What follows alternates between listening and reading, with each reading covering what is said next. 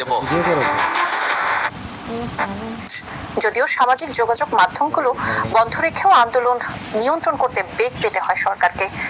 এই সময়ে ফেসবুক ও টিকটককেও চিঠিও দেওয়া হয়, কিন্তু সেই চিঠিতে ফেসবুক কোনো সাড়া দেয়নি বলে জানা গেছে। বিস্তারিত মোহাম্মদ সোহাগ বিশ্বাসের রিপোর্টে। আমরা ইন্টারনেট বন্ধ করতে বাধ্য হই। 4G আমরা কিছুটা কমিয়ে 2G তে নিয়ে আসলাম। কেন নিয়ে আসলাম? কখনো ইন্টারনেট শাটডাউন হয়। আমরা দেখছি সামাজিক মাধ্যমে আপনি নিজেও সক্রিয়, সেটা কি? ইন্টারনেট নিয়ে নানামুখী বক্তব্য দিয়ে এরই মধ্যে সমালোচনায় পড়েছেন ডাক, টেলিযোগাযোগ ও তথ্য প্রযুক্তি প্রতিমন্ত্রী জুনায়েদ আহমেদ পলক। ভিপিএন ব্যবহারে সবাইকে সতর্ক করলেও সবসময় ফেসবুকে সরব ছিলেন তিনি। এবার ইন্টারনেটে গুজব ও সহিংসতামূলক কন্টেন্ট ছড়ানোর ব্যাখ্যা চেয়ে ফেসবুক, টিকটক সহ অন্যান্য সামাজিক যোগাযোগ মাধ্যমে চিঠি দিয়েছিল বাংলাদেশের টেলিযোগাযোগ নিয়ন্ত্রণ কমিশন বা বিটিআরসি। 31 জুলাইয়ের মধ্যে এই ব্যাখ্যা দেওয়ার কথা জানানো হয়, কিন্তু টিকটক ছাড়া বাকি কোনো প্রতিষ্ঠানই সরকারের ইমেইলের জবাব দেয়নি। মঙ্গলবার 30 জুলাই রাজধানীর আগারগাঁওয়ে আইসিটি টাওয়ারে সাইবার নিরাপত্তা বিষয়ে আয়োজিত এক সভা শেষে সাংবাদিকদের এ তথ্য জানান প্রতিমন্ত্রী পলক। কেবল টিকটকই ইমেইলে একটা রিপ্লাই দিয়েছে জানিয়ে তিনি বলেন, তারা এ নিয়ে খুব আন্তরিক, সরকারকে সহযোগিতাও করতে চায়, তারা ব্যাখ্যাগুলো দিতে চায়। বাকি দুটি অর্থাৎ মেটা ও ইউটিউব সাড়া দেয়নি, তবে ফেসবুক ও ইউটিউবের সাড়া পাওয়ার ব্যাপারেও আশাবাদী পলক। একটা টাইম দিয়েছিলাম ফেসবুক, টিকটক এবং ইউটিউবকে যে তারা তাদের ব্যাখ্যাটা দেবে।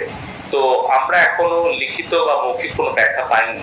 তো টিকটক আমাদেরকে ইমেইলে রিপ্লাই দিয়েছে যে তারা এটা খুব আন্তরিক, সরকারকে সহযোগিতা করার জন্য, এবং তারা এটার উত্তর ব্যাখ্যাগুলো দিতে চায়। বাকি দুটি আমরা এখনো পাইনি। তো আমরা কালকে তো সকাল 9টায় আমরা দেখেছিলাম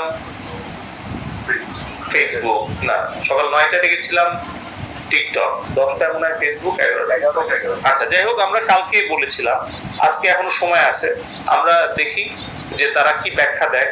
সেটা যদি সন্তোষজনক হয়। ফেসবুক সহ অন্যান্য সামাজিক যোগাযোগ মাধ্যমগুলো কবে খুলবে জানতে চাইলে তথ্য প্রযুক্তি প্রতিমন্ত্রী বলেন, তাদের ব্যাখ্যা যদি সন্তোষজনক হয় আমরা শীঘ্রই খুলে দেব।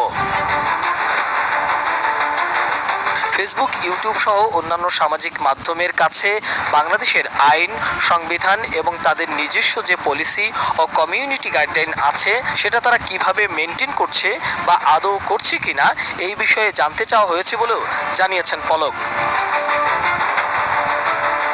কোটা সংস্কারকে কেন্দ্র করে দেশব্যাপী সহিংসতা ছড়িয়ে পড়লে গত 18 জুলাই রাতে দেশব্যাপী ইন্টারনেট সেবা বন্ধ করে দেয়া হয়। 5 দিন বন্ধ থাকার পর গত মঙ্গলবার অর্থাৎ 23 জুলাই রাতে সীমিত পরিসরে ব্রডব্যান্ড ইন্টারনেট সেবা চালু করা হয়। আর 10 দিন বন্ধ থাকার পর মোবাইল ইন্টারনেট সেবা চালু হয় রোববার 28 জুলাই বিকেল 3টায়।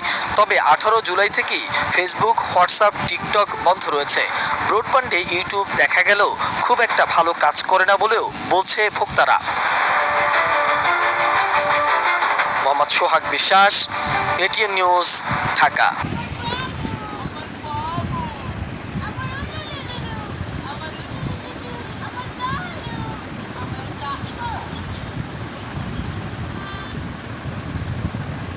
কোটা সংস্কার আন্দোলনে নিহতদের স্মরণে